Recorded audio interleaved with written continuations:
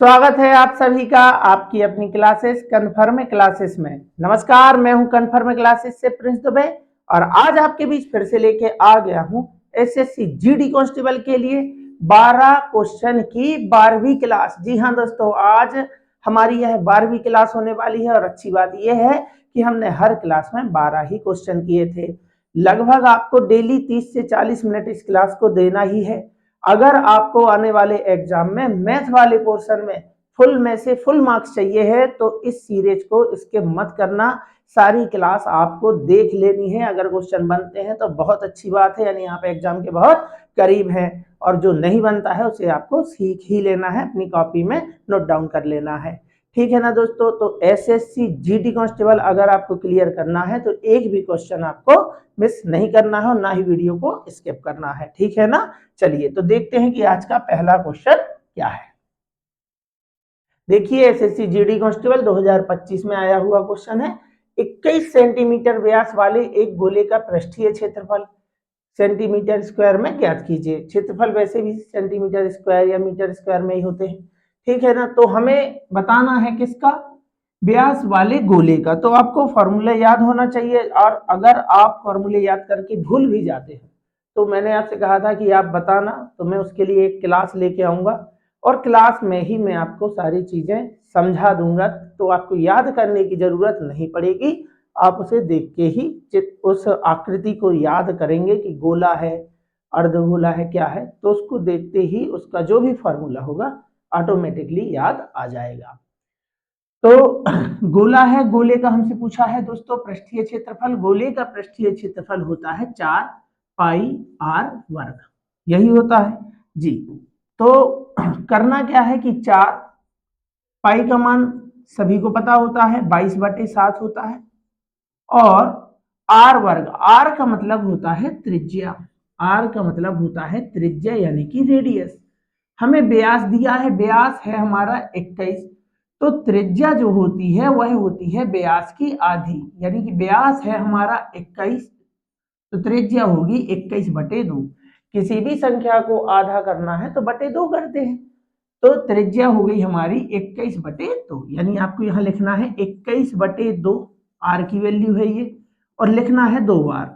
2 बार क्यों लिखना है, अरे भाई यहां देखो आर स्क्वायर है ना, और जब तक कटता है काट लो। 7 से जाएगा 3 बार, 7 तिया 21, 2 से जाएगा अपना ये 11 बार, 2 से अपना ये चला जाएगा 2 बार, और बस अब आपको गुणा करा देना है। 11 तिया 33, 33 दूनी हो गया अपना ये 66, और 66 गुणा आपको 21 करना है।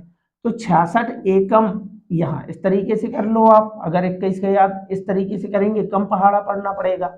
66 एकम 66 का 6 आ जाएगा, हासिल 6, 66 दूनी हो गया हमारा 132 और 6 हो गया 138। तो ये देखो 1386, ऑप्शन नंबर सी हमारा आंसर है। 21 का पढ़ते तो 6 बार पढ़ना पड़ता, इसलिए मैंने 66 का पढ़ लिया। तो आपको ऐसे ही सोचना है, एक एक दो दो सेकंड आपको बचाना है, ताकि किसी और अच्छे एग्जाम में आप उस टाइम को इस्तेमाल कर सके। ठीक है ना। चलिए 36 और 42 का तृतीयानुपाती ज्ञात कीजिए। ये वाला क्वेश्चन आता है, देखो एसएससी जीडी 2025 में आया है, इसके पहले एग्जाम जो हुए हैं उनमें भी आया है। तो भाई जो आता है एग्जाम में वह हमें आना चाहिए, चाहे वह इजी क्वेश्चन हो या फिर अच्छे लेवल का क्वेश्चन हो। ठीक है ना। चलिए, तो जब भी आपको समानुपात का क्वेश्चन आए और कितनी वैल्यू दिख रही है 2, तो आपको बी को 2 बार लिखना है, यानी कि आपको लिखना है इस तरीके से ए अनुपात बी समानुपात बी अनुपात सी। ये प्रथम होता है, ये मध्य अनुपात होता है, और ये तृतीय होता है।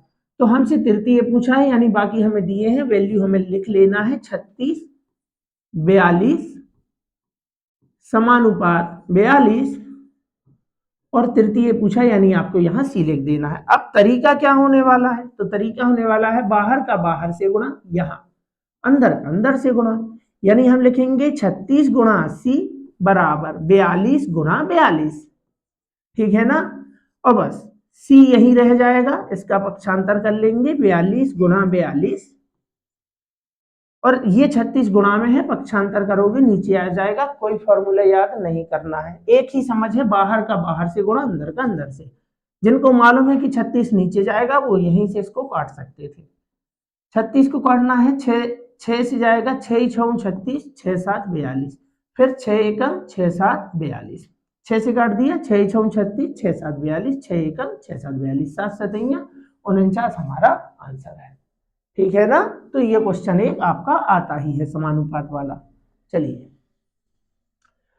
दो रेलगाड़ियां विपरीत दिशाओं में 50 किलोमीटर प्रति घंटे और 110 किलोमीटर प्रति घंटे की गति से चल रही है। ठीक है ना।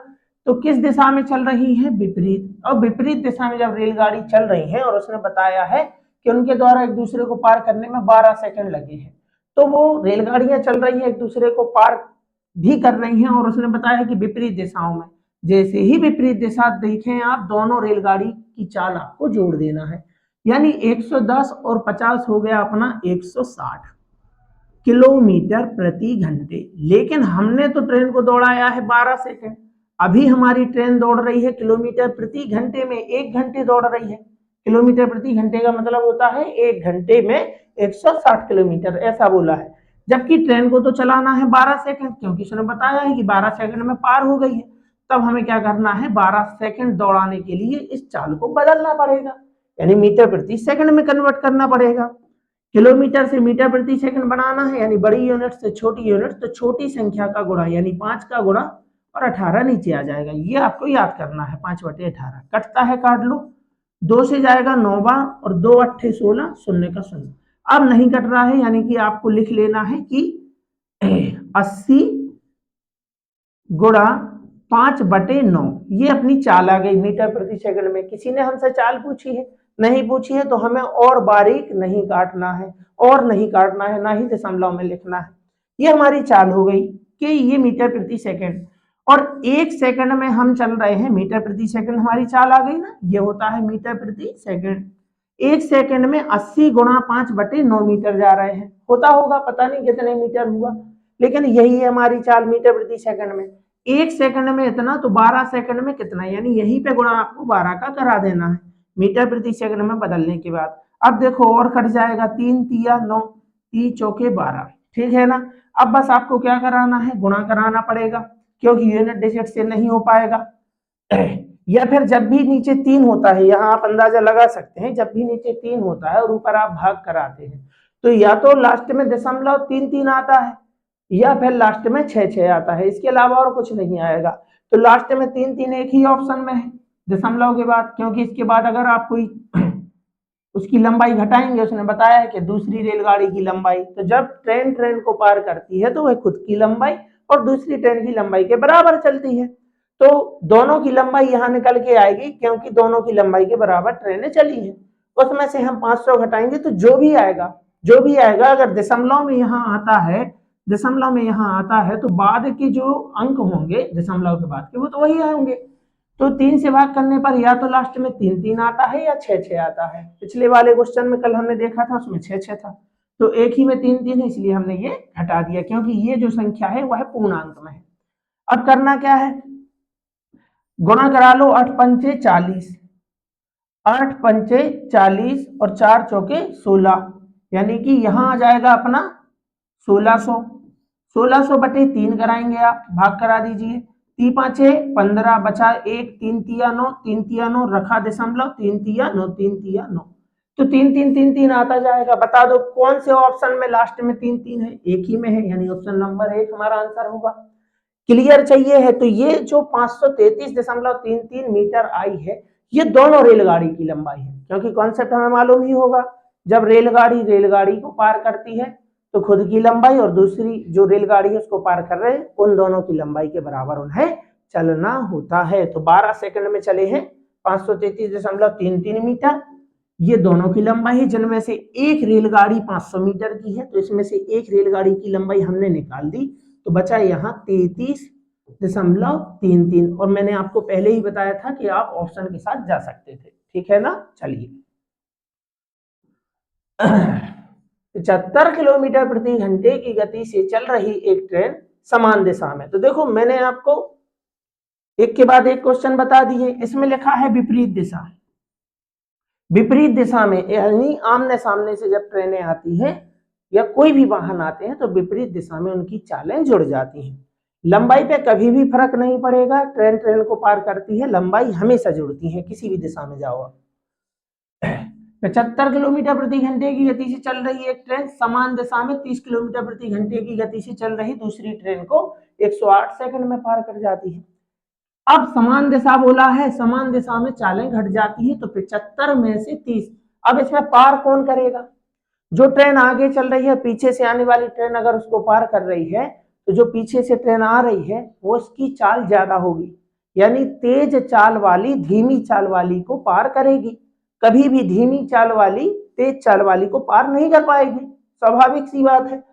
यानी कि ये वाली ट्रेन इसको करेगी पार और इसकी चाल है ज्यादा और समान दिशा में चालें घट जाती हैं, तो ये 75 में से आप 30 घटा लो, आप कहेंगे कितना आ गया सर? 45। यानी कि ट्रेन उसको पार तो करेगी लेकिन 45 किलोमीटर प्रति घंटे की चाल से, लेकिन वह पार तो कर रही है 108 सेकंड में, लेकिन अभी हमारी ट्रेन चल रही है किलोमीटर प्रति घंटे में, ये तो 1 घंटे चल रही है जबकि चलाना 108 सेकंड है, तो बदलना पड़ेगा। मैं आपको डायरेक्ट भी बता सकता हूं कि इसको बदल दो, लेकिन क्वेश्चन है कि बदलें क्यों? क्वेश्चन है कि बदलें क्यों? तो बदलना इसलिए है क्योंकि यहां लिखा है सेकंड, सेकंड का इस्तेमाल करना है, जबकि यहां लिखा है घंटे, किलोमीटर प्रति घंटे, इसलिए बदलना है। यानी गुणा करेंगे 5/18 का, 9 दूनी 18, 9 5 45, यानी कि 25/2 मीटर प्रति सेकंड चाल आ गई, मीटर प्रति सेकंड।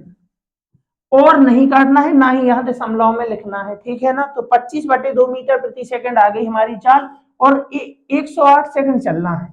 मीटर प्रति सेकंड का मतलब होता है कि 1 सेकंड में, मीटर प्रति सेकंड, 1 सेकंड में इतने मीटर, यानी 1 सेकंड में 25/2 मीटर चलते हैं, तो चलना कितना है? 108 सेकंड। 1 सेकंड में 25/2 मीटर, तो 108 सेकंड में कितना? 1 की वैल्यू मालूम है, ज्यादा की निकालते हैं तब कराते हैं गुणा। जैसे एक पेन 5 रुपए का, तो 4 पेन कितने के? 5 चौके 20।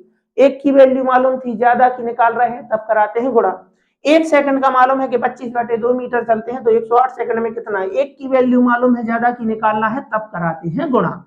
तो 2 से आपको यहाँ इसको कैंसिल कर देना है, 2 पंचे 10, 2 चौके 8, और बस आपको गुणा करा देना है। 25 चौके हो गया, 25 चौके हो गया हमारा 100, यहाँ जाएगा अपना 10, 25 पंचे 125 और 10 हो गया 135, यानी दोनों ट्रेनों की लंबाई है 1350 मीटर, क्योंकि तेज चलने वाली ट्रेन की लंबाई इसमें दी है 950 मीटर, दूसरी की बताइए।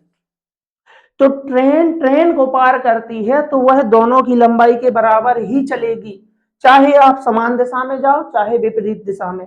बहुत से बच्चों का कंफ्यूजन होता है कि समान दिशा में कई बार वो चाल तो घटाते ही हैं, कई बार उनकी लंबाई भी घटा देते हैं।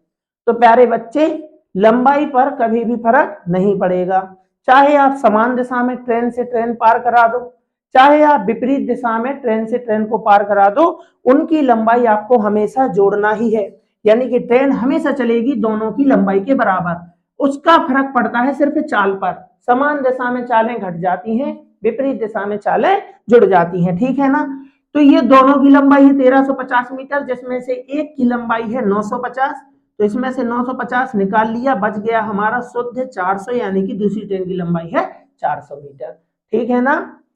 साथ में आपका कॉन्सेप्ट भी क्लियर हो रहा है और आप चीजों को सीख भी रहे हैं, ठीक है। आप कम पढ़ के भी एसएससी जीडी में ज्यादा नंबर ला सकते हैं, ठीक। चलिए, दो संख्याएं x और 4x हैं और उनका मध्यानुपाती ये 45, 69, 76 है, x का मान ज्ञात कीजिए, ठीक है ना।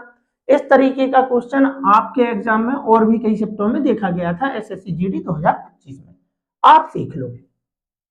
मध्यानुपात का जब भी कॉन्सेप्ट आ जाए आपको समझ जाना है कि अभी इस संख्या को भूल जाओ, थोड़ी देर के लिए इसको भूल जाओ। दो संख्याओं का मध्यानुपात, मध्यानुपात का जब भी क्वेश्चन आता है तो b को लिखना है 2 बार, यानी कि स्ट्रक्चर क्या होगा हमारा? a अनुपात b समानुपात b अनुपात c। मध्यानुपात वाला कॉन्सेप्ट जब भी आएगा, यहाँ पे दो संख्याएं दी है, देखो इसको मत देखो नीचे वाले को, यहाँ देखो दो संख्याएं दी है ना, जब भी यहाँ दो संख्याएं दी है तो b को 2 बार लिखना है। और हमसे पूछा है क्या? मध्यानुपात, यानी उनके हिसाब से प्रश्न में क्या दिया है? मध्यानुपात। तो पहले आप अपना मध्यानुपात निकाल दो, जो उसमें वैल्यू दी है उसके अकॉर्डिंग। यानी कि मध्यानुपात हम निकाल रहे हैं अपना, ये दिया है वो अलग बात है, लेकिन इस संख्या का मध्यानुपात क्या है, यानी यहां लिखेंगे हम x, मध्यानुपात b है, पता नहीं कितना है तो दोनों जगह b ही लिख दो, और c की जगह पे लिख लो 4x। लिख लिया। पहले हम अपना मध्यानुपात निकाल लेंगे। तरीका क्या है, बाहर का बाहर से गुणा, अंदर का अंदर से गुणा, यानी कि हम कराएंगे x गुणा 4x, ठीक, बराबर b गुणा b कराएंगे तो b वर्ग हो जाएगा, ठीक है ना। अब यहां देखो आप 4x और x का गुणा कराओगे 4x वर्ग होगा, बोलो होगा, यहां से वर्ग हटाओगे तो यहां जाएगा अंडर रूट, यानी सामने बचा b, क्योंकि हमें तो b की वैल्यू चाहिए। पहले हम भी तो मध्यानुपात निकाले, मध्यानुपात उसमें दिया है, तो जो दिया है आपको वही निकालना है इन संख्याओं से। तो b को 2 बार लिखना है, बाहर का बाहर से, अंदर का अंदर से। यहां से वर्ग हटाओगे तो सामने वाले के ऊपर वर्गमूल आ जाता है। अब आपको इनके वर्गमूल लिखने हैं, तो 4 का वर्गमूल होता है 2, यानी कि 4 किसका वर्ग है, वर्गमूल मतलब 4 किसका वर्ग है, 2 का, और x वर्ग किसका वर्ग है, बोलो x का। तो वर्ग मतलब b की वैल्यू आ गई है 2x, यानी हमारा मध्यानुपात है 2x, जबकि उनके हिसाब से दिया है कितना, कितना दिया है, यानी कि 2x की वैल्यू, मध्यानुपात अपना है 2x, उनके हिसाब से दिया है 45 69 76, 45 69 76, तो 2x यानी मध्यानुपात बराबर है मध्यानुपात के, तो 2x की वैल्यू इतनी है, x की वैल्यू चाहिए है, तो आप क्या करेंगे 45 69 76 और 2x, यानी 2 कहां आ जाएगा, नीचे आएगा, आ जाएगा, 2 से आपको काट देना है, तो 2 से कैंसिल करेंगे, 2 दूनी 4, 2 दूनी 4, 2 अट्ठे 16, 2 चौके 8, 2 अट्ठे 16, 2 अट्ठे 16, 228 488, 228 488, ऑप्शन नंबर डी हमारा आंसर है। यूनिट डिजिट से नहीं होगा, सब जगह 8 है, ठीक है ना। तो इस तरीके से हमें करना है। देख लो, कोई फॉर्मूला आपने इस्तेमाल नहीं किया है, सिर्फ आपकी समझ होनी चाहिए। चलिए, और अगर आपको समानुपात और अच्छे डिटेल में पढ़ना है तो इसके लिए मैंने क्लास बनाई हुई है, एक बार जाके आप देख लेंगे तो आप क्या है, प्रैक्टिस सीरीज मुझसे पढ़ रहे हैं तो आपको मेरे द्वारा समझाए हुए कॉन्सेप्ट और तेजी से समझ में आएंगे, ठीक है ना। चलिए, और कमेंट बॉक्स में अब आप मुझे बता ही दीजिए कि अभी तक आपने कितने क्वेश्चनों को सही किया है और मजा आ रहा है कि नहीं, ठीक है ना। चलिए, 5 वर्षों की अवधि के लिए 9% प्रति वर्ष की दर से एक मूलधन रुपए में बताना है, पर साधारण ब्याज 378 है। अरे ब्याज दिया है, मूलधन हमसे पूछ रहा है, हमारी जो दर है वह पूर्णांक में यानी पूरे पूरे अंक है, तो क्या करना है, एक हमने बताया था आपको कि साधारण ब्याज क्या होता है, ब्याज होता है दर गुणा समय।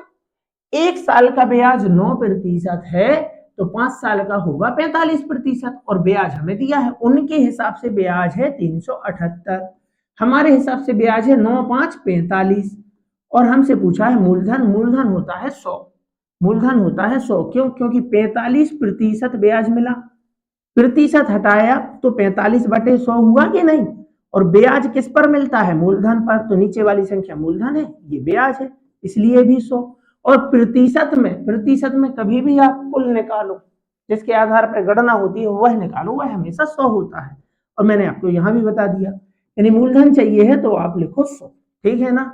9 से जाएगा 9 5 45, 9 चौके 36 और 9 दूनी हो गया अपना 18, 5 से जाएगा अपना ये 5 दूनी 10, शून्य का शून्य, 42 दूनी होता है 84, शून्य का शून्य, यानी 840 हमारा आंसर होगा, ठीक है ना। चलिए,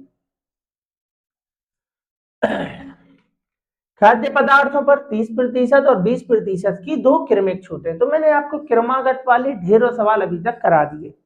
क्रमिक छूट की वो समतुल्य बट्टा आपसे पूछता, उसके लिए भी कल मैंने आपको सिखाया था कैसे निकालते, अभी ये नहीं पूछा है, अभी पूछा है खाद्य पदार्थ की बिल राशि क्या है, यानी उसकी मूल राशि क्या थी, ओरिजिनल क्या था उसका मूल्य, डिस्काउंट के बाद तो दिया है 840 का, तो आप इसे इजिली कर सकते हैं कि 30% का मतलब होता है 3/10, यानी अगर वस्तु का मूल्य 10 रुपए था तो उसने 3 रुपए का आपको डिस्काउंट दिया है और फाइनली बेचा है 7 में। लेकिन ये क्रमिक बट्टा है, क्रमागत, क्रमागत रेगुलर कोई प्रोसेस होती है, आपको एक के नीचे एक उनके रेशियो लिख लेना है। 20% का मतलब होता है 1/5, यानी 5 रुपए उसका मूल्य था, 1 रुपए कम कर लिया है, तो 5 की वस्तु 1 रुपए कम करके बेचोगे 4 में। और बस क्रमागत है, इसलिए आपको सीधा सीधा गुणा करा देना है। 10 पंचे 50 और 7 चौके 28। इसका मतलब ये हुआ कि वस्तु तो थी 50 की, फाइनली आपको मिली है 28 की। अब हमारा ब्रह्मास्त्र यहाँ से छोड़ देना है। उनके हिसाब से एक व्यक्ति खाद्य पदार्थ के लिए कितने रुपए चुकाता है? 840। 840 रुपए का भुगतान किया आपने। यहां देखो अपने हिसाब से 50 की वस्तु कितने में खरीदी? 28 में, मतलब आप 28 का भुगतान करेंगे अपने हिसाब से। 28 चाहिए क्या? बिल राशि क्या है, यानी थी कितने की राशि? थी 50 की, यानी आपको वैल्यू बताना है 50। 28 एकम, 28 तिया 84, शून्य का शून्य, 5 तिया 15, 2 शून्य का 2 शून्य, यानी आंसर होगा 1500। ठीक है ना? चलिए, एक आदमी 10,400 रुपए में एक बैल और एक गाड़ी खरीदता है। वाह, मतलब बैल अलग है, गाड़ी अलग है। वह बैल को 30% लाभ पर और गाड़ी को 20% हानि पर बेचता है, जिससे उसे कुल मिलाकर 2% का लाभ हुआ। बैल का मूल्य ज्ञात कीजिए। तो देखो, दो कैटेगरी है उसके पास, बैल और गाड़ी। उसने अलग अलग बेचा है, बेचने दो, दो कैटेगरी, और फिर उसने दोनों का मिला के रिजल्ट दिया है, कुल मिलाकर 2%। तो ये क्या है? ये एलिगेशन है, लाभ हानि है। कहीं भी एलिगेशन कहीं भी इस्तेमाल हो सकता है, सिर्फ कॉन्सेप्ट समझो। तो दो प्रकार की कैटेगरी है, एक तो हो गया अपना ये बैल और एक हो गई अपनी ये गाड़ी। तो बैल को बेचा है उसने 30% के लाभ पर और गाड़ी को बेच दिया है 20% की हानि पर। हानि है इसलिए इसको आप माइनस में लिख लें, ताकि आपको याद रहे कि ये हानि है। ठीक है ना? और दोनों पर कुल मिलाकर लाभ हुआ है 2% का। ठीक, तो दो कैटेगरी है, बैल अलग गाड़ी अलग, और दोनों का मिला के रिजल्ट दिया है, तब लगता है अपना एलिगेशन इस तरीके से। ठीक, अब इसमें करना क्या होता है? बड़ी संख्या से छोटी संख्या को घटा देना होता है, यानी लिखना है उनका अंतर, वह भी क्रॉस में। यानी कि 30 और 2 का अंतर तो आप लिख लेंगे, यहाँ पे आएगा 28। लेकिन 2 और 20 का अंतर लिखोगे तो जल्दबाजी में लिख दोगे 18, जो कि गलत हो जाएगा। गलत क्यों हो जाएगा? क्योंकि वह 20 नहीं है, वह ऋण 20 है। तो मैं आपसे पूछूं, वैसे तो बहुत लोगों को पता होगा, लेकिन जिनको पता नहीं है उनको भी सिखाना है। ऋण 20 बड़ा है कि 2? तो जब एक संख्या ऋण की होती है, एक धन की होती है, तो हमेशा धनात्मक संख्याएं बड़ी होती हैं। यानी कि दोनों में से बड़ा है कौन? 2। और आप घटा नहीं रहे हैं, आप निकाल रहे हैं अंतर, यानी बड़े नंबर से छोटे नंबर को आप घटा रहे हैं। तो 2 और 30 में बड़ा कौन है? आप कहेंगे 30। 30 में से 2 गया 28। ठीक वैसे ही ऋण 20 और 2 में बड़ा कौन है? आप कहेंगे 2। तो 2 में से आपको घटाना है, क्या घटाना है? ऋण 20 घटाना है। बात समझ रहे ना? तो 2 ऋण और ऋण से हो गया अपना धन और 20, तो अंतर आ जाएगा इनका 22। इस चीज का आपको ध्यान रखना है, नहीं तो आपसे गलती हो जाएगी। तो यहां आएगा 22, कटता है काट लो, 2 से जाएगा 11 बार, 2 से जाएगा 14 बार, यानी कि दोनों वस्तु। अब आपसे पूछा क्या है? तो बैल का मूल्य बताइए। तो बैल है 11 रुपए का, गाड़ी है 14 रुपए की। हमेशा यहां पर जो अनुपात आएगा वह क्रय मूल्य का आएगा। क्रय मूल्य का क्यों आएगा? क्योंकि लाभ हानि की गणना क्रय मूल्य के आधार पर होती है, और ये लाभ और हानि प्रतिशत ही तो हमें दिए हैं। ठीक है ना? तो दोनों वस्तुएं मिला के हो गई 25 रुपए की। अब इसके बाद अपना ब्रह्मास्त्र लग जाएगा। उनके हिसाब से दोनों वस्तुएं उसने कितने में खरीदी हैं? 10,400 में। हमारे हिसाब से दोनों वस्तुएं खरीदी हैं 25 में। गुणा चाहिए क्या? क्या चाहिए है? बैल का मूल्य ज्ञात कीजिए। बैल का मूल्य है 11। तो 25 से काट दीजिए, 25 चौका 100, बच गया 4, 40, 25 एकम 25, बच गया यहाँ पे 15, 25 छक्के 150। गुणा करा देना है, 11 छौ यहाँ पे लिख दूं, 11 छौ 66, यहाँ आ जाएगा अपना 6, 11 एकम 11, 6 हो जाएगा 17, यहाँ आएगा 1, 11 चौकी 44 और 1 45, यानी कि 4576। 4576 ऑप्शन नंबर बी हमारा आंसर है। दूसरी बात यह है कि हमारा अनुपात था 11, तो जो भी आंसर होगा वह 11 से कटेगा, तो आप 11 की विभाजिता से भी चेक कर सकते हैं। ठीक है ना? चलिए, एक व्यक्ति को 8 किलोमीटर की दूरी 1 घंटे में तय करनी है। काफी अच्छा क्वेश्चन है, जब तक आप ट्राई करिए, तब तक मैं थोड़ा सा पानी पी लेता हूँ। चलिए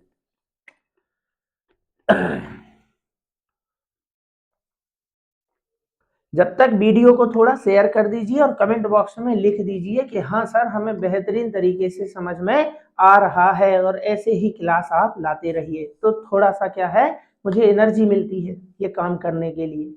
चलिए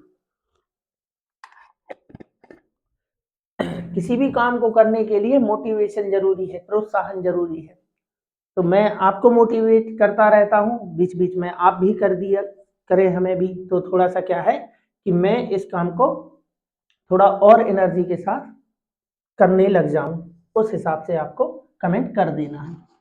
चलिए एक व्यक्ति को 8 किलोमीटर की दूरी 1 घंटे में तय करनी है, मतलब टोटल दूरी जो है यहां से लेके यहां तक की है मान लो, और उसको 1 घंटे में पहुंचना ही है किसी भी कीमत में। तो उसने बताया है कि वह कुल दूरी के 1/3 समय में दूरी का 1/4 हिस्सा तय करता है। तो यहां से यहां तक की दूरी उसने आपको बताई है कि यहां से यहां तक की दूरी टोटल कितनी है, इसको हटा देते हैं। टोटल दूरी है 8 किलोमीटर, टोटल दूरी है 8 किलोमीटर, उसमें से 1/4 तय हो गई है। तो 8 का 1/4 कितना होता है, 4 दूनी 8, यानी कि उसने यहां से लेके यहां तक ये 2 किलोमीटर की दूरी तय कर ली है। इस बात को मानते हैं, उसमें लिखा है। और उसने समय इस्तेमाल किया है 1/3। तो समय टोटल कितना था, बोले 1 घंटे था सर, तो 1 घंटे का 1/3 निकाल ही लेंगे, कितना आएगा 1/3 एकम, 1/3 मतलब 1/3, तो यहाँ कटने वाली कोई बात है नहीं, मतलब 1/3 घंटे लग गए। ठीक, अब मुझे आप इतना बता दो कि दूरी कितनी बची है। तो दूरी बची है देखो 6 किलोमीटर, 6 किलोमीटर हमें कवर करना है और समय कितना बचा है, तो 1 घंटे था हमारे पास। 1 घंटे में से 1/3 घंटे, 1 घंटे का 1/3, ये देखो टोटल दूरी 1 घंटे में तय करनी है, 1 घंटे का 1/3 1/3 हुआ। तो 1/3 मतलब 3 में से 1 हिस्सा इस्तेमाल हो गया, तो 2 हिस्से बचे ना, यानी 2/3 समय बचा है। वैसे नहीं समझ पा रहे तो 1 घंटे में से 1/3 घंटे ये गया, तो 3 एकम 3 और 1 गया तो आ गया ऊपर 2 नीचे 3, यानी 2/3 घंटे अभी भी बचे हैं। तो 6 किलोमीटर यानी 2/3 घंटे में हमें कवर कराना है 6 किलोमीटर, इतना ही समय बचा है। तो हमसे पूछा है चाल, उसकी गति किलोमीटर प्रति घंटा, उसमें इतना स्पष्ट लिखा है कि चाल क्या होती है, चाल होती है किलोमीटर प्रति घंटे, यानी 1 घंटे में आप कितना चल रहे हैं। तो सीधी सी बात है 2/3 घंटे में 6 किलोमीटर। अगर मैं आपसे पूछूं कि दो पेन 10 रुपए के हैं, तो एक पेन कितने का है, तो आप कहेंगे एक पेन 5 का है। तो ज्यादा की वैल्यू मालूम है और जब एक की वैल्यू निकालते हैं तब कराते हैं भाग, जब एक की वैल्यू निकालते हैं तब कराते हैं भाग। किलोमीटर प्रति घंटा, प्रति मतलब एक, यानी वो आपसे पूछ रहा है कि 1 घंटे में कितने किलोमीटर चलना पड़ेगा। तो भाई ऐसे यहाँ एक की वैल्यू निकालना है तो भाग करा दो, कोई सूत्र याद नहीं करना है। 2/3 घंटे में 6 किलोमीटर, तो 1 घंटे में कितना, भाग कराते हैं जब एक की वैल्यू निकालते हैं, 6 में भाग कराएंगे 2/3 से, ये लो 6। तो मैंने आपको सिखा रखा है कि भिन्नों का भाग कैसे होता है, 6 में भाग करना है भिन्न से, 6 में भाग करना है तो भाग बनता नहीं, बनता है गुणा, और 2/3 से कर दो 3/2, 2 से जाएगा 3 बार और 3 तिया 9 किलोमीटर, हमारा आंसर आ जाएगा, नई चाल आ गई 9 किलोमीटर प्रति घंटे, ऑप्शन नंबर सी। ठीक है ना, तो इस तरीके से हमें इसे सॉल्व करना है। चलिए 15 रुपए प्रति किलोग्राम की दर से 2 किलोग्राम तांबा और 20 रुपए प्रति किलोग्राम की दर से 3 किलोग्राम जस्ता मिलाया जाता है, मिश्रण का औसत मूल्य आपसे पूछा है। तांबा कितना है, तांबा तांबा है अपना 2 किलोग्राम, और जस्ता कितना है, जस्ता कितना है, तो जस्ता है अपना 3 किलोग्राम। तो तांबे का रेट क्या था, 20 रुपए प्रति, नहीं सॉरी 15 रुपए प्रति किलोग्राम, और जस्ता का जो मूल्य है, सॉरी ये क्या है अपना की दर से तांबा 15 का है तांबा, 20 रुपए प्रति किलोग्राम का है जस्ता, यानी यहाँ आपको लिखना है 20। तो 15-15 के हिसाब से 2 किलो तांबा ले लिया तो 30 रुपए लगेंगे कि नहीं। 20-20 के हिसाब से 3 किलो जस्ता ले लिया तो 60 रुपए लग गए। तो टोटल आपका खर्चा आ गया है 90 रुपए। 90 रुपए आ गया ना। तो उसने आपसे पूछा है मिश्रण का औसत मूल्य। मिश्रण कितना बना है, 2 किलो तांबा लग गया है, 3 किलो जस्ता, तो टोटल हो गया ना 5 किलो। तो औसत मतलब होता है हर एक की वैल्यू। औसत मतलब हर एक की वैल्यू। तो सीधी सीधी बात है 5 किलोग्राम, 5 किलोग्राम कितने रुपए का पड़ा, 90 का। तो 1 किलोग्राम हुआ 90/5 का। 5 से जाएगा 18 बार। आंसर आ गया है 18। ठीक है, इस तरीके से हमें इसे सॉल्व करना है। चलिए 250 रुपए प्रति किलो वाली कितने किलो चाय 400 रुपए प्रति किलो वाली 25 किलो चाय में मिलाई जाए ताकि मिश्रण को 330 रुपए में बेचने पर 10% का लाभ हो। जल्दबाजी में कई बार बच्चे गलती कर देते हैं। 250 रुपए प्रति किलो वाली चाय, 400 रुपए प्रति किलो वाली 25 किलो चाय। तो ये किलो वाली इसका मतलब क्या है, ये कौन सा मूल्य बता रहा है। तो ये बता रहा है आपको क्रय मूल्य। क्या बता रहा है, क्रय मूल्य। सबको मालूम है कि यहाँ एलिगेशन लगना है 250 वाली, 400 वाली, और दोनों को मिला के बनाया है 330 वाली। फिर भी एक दिक्कत है कि ये जो 330 रुपए प्रति किलो बेचने से ये दिया है विक्रय मूल्य। ये अपना क्रय मूल्य है, ये भी अपना क्रय मूल्य है, लेकिन ये है विक्रय मूल्य। तो तीनों जगह एक ही मूल्य होना चाहिए, तीनों जगह होना चाहिए क्रय मूल्य, जबकि यहाँ दिया है विक्रय मूल्य। तो पहले यहां से हम बनाएंगे क्रय मूल्य। उसने कहा 10% लाभ पर बेचा है, मतलब 1/10 में। जब भी लाभ प्रतिशत हो या हानि प्रतिशत, उसकी गणना होती है क्रय मूल्य पर। यानी नीचे ये है अपना क्रय मूल्य। 10 की वस्तु 1 के लाभ पर बेची है, मतलब 11 में बेची है, ये है विक्रय मूल्य। उनके हिसाब से बेची है 330 में, हमारे हिसाब से बेची है 11 में, चाहिए है क्रय मूल्य यानी कि 10। 11 तिया 33, 30 गुणा 10 कराएंगे तो 300 आ गया अपना। क्या आ गया अपना क्रय मूल्य। किसका, मिश्रण का। मिश्रण का मतलब बीच वाले का। अब यहां आ जाएंगे, कितने वाली चाय है, 250 वाली, कितने वाली चाय है, 400 वाली, दोनों को मिला के बनाया है 330, लेकिन वो विक्रय मूल्य है, चाहिए है क्रय मूल्य, यानी यहाँ लिखोगे 300 और बस। क्रॉस आपको आता ही है। यहाँ आ जाएगा अपना 100, यहाँ आ जाएगा 50, 50 एकम, 50 दूनी 100, अनुपात आ गया 2:1। उनके हिसाब से 400 रुपए वाली चाय कितनी है, 25 किलो। ये जो अनुपात होता है ये इनकी मात्रा का होता है। किसका होता है, मात्रा का। 400 वाली चाय 25 किलो, तो उनके हिसाब से 400 वाली चाय है 25 किलो, हमारे हिसाब से 400 वाली चाय है 1 किलो। पूछा है उसने 250 वाली कितनी किलो चाय, तो 250 वाली 2 किलो चाय, यानी 2 की वैल्यू पूछ रहा है। 50, 25 दूनी हो गया अपना 50 किलो। ऑप्शन नंबर डी अपना आंसर है। ठीक, चलिए और ये रहा हमारा आज की सीरीज का लास्ट क्वेश्चन। दिवाली को देखते हुए एक इलेक्ट्रॉनिक्स दुकान के मालिक राजीव अपने ग्राहकों को एक छूट योजना प्रदान करते हैं कि 15 सजावटी बल्ब खरीदने पर उन्हें 5 सजावटी बल्ब मुफ्त दिए जाते हैं। कहानी ये है कि आप खरीदो कितना, 15, तो आपको 5 बल्ब और मिल जाएंगे, यानी आपके घर पहुंच जाएंगे 20 बल्ब। ठीक, तो भाई क्या फायदा है।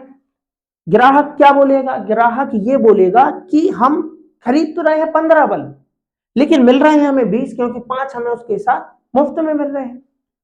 तो फायदा क्या हुआ, फायदा ये हुआ कि जहां आपको 20 बल्ब के पैसे लगने थे, जब आप 20 बल्ब खरीदते, अगर ये ऑफर नहीं होता तो जब आप 20 बल्ब खरीदते तो आपको 20 ही बल्ब के पैसे लगते, 20 ही बल्ब के पैसे लगते। लेकिन अभी क्या हो रहा है कि आप पैसे दे रहे हो 15 बल्ब के, पैसे दे रहे हो 15 बल्ब के, और खरीद पा रहे हो आप कितने बल्ब, 20, यानी कि 5 एक्स्ट्रा।